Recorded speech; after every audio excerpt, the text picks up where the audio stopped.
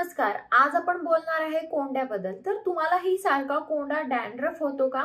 तर आज मी तुम्हाला काही अशा सोप्या टिप्स आणि घरगुती उपाय सांगणार आहे जेणेकरून तुमचा जो डॅन्ड्रफ असेल तो कायमचा निघून जाईल.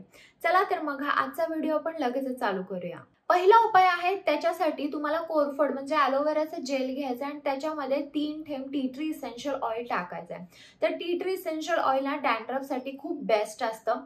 तुम्हाला टी ट्री इसेन्शियल ऑइल टाकायचं आणि त्याचं मिक्सचर तयार करायचं आणि त्याला फक्त तुमच्या स्कॅल्पवर लावायचं आहे.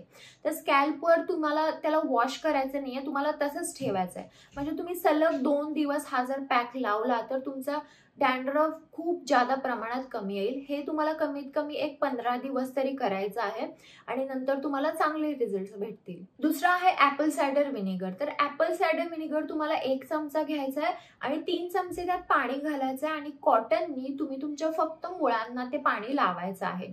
तर तुम्ही असं करू शकता. नाहीतर जर तुम्हाला वारंवार सारखं डॅन्ड्रफ होत असेल तर तुम्ही काय करा, जेव्हा तुम्ही शॅम्पू करता, शॅम्पूमध्ये तुम्ही ॲपल सायडर व्हिनेगर मिक्स करा आणि ते रोज म्हणजे जेव्हा शॅम्पू करताय तेव्हा तुम्ही ॲपल सायडर व्हिनेगर तुमच्या केसांना वापरा. तुम्ही जर रोज प्रोबायोटिक खात नसाल तरी देखील डॅन्ड्रफ होऊ शकतो. त्यामुळे रोज तुम्ही 1 ग्लास ताक किंवा थोडंसं दही खा, म्हणजे जेणेकरून प्रोबायोटिक जर असले पोटामध्ये तर तुमची गट हेल्थ चांगली राहील आणि तुम्हाला इतका जास्त डॅन्ड्रफ होणार नाही.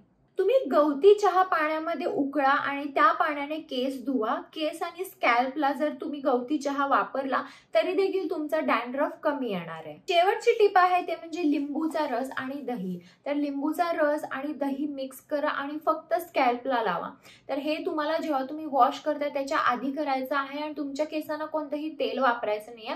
डायरेक्टली तुम्हाला लिंबूचा रस थोडासा आणि 1 ते 3-4 चमचे असे दही घ्यायचं, मिक्स करून ते स्कॅल्पला लावायचा. जेव्हा पण तुम्हाला डॅन्ड्रफ होतो तेव्हा नेहमी तुम्ही अँटी डॅन्ड्रफ शॅम्पू वापरा. तुम्ही जर मॉइश्चरायझिंग शॅम्पू वापरत बसला ना तर तुमचा डॅन्ड्रफ वाढत जाणार आहे. त्यामुळे तुम्ही अँटी डॅन्ड्रफ शॅम्पू वापरा.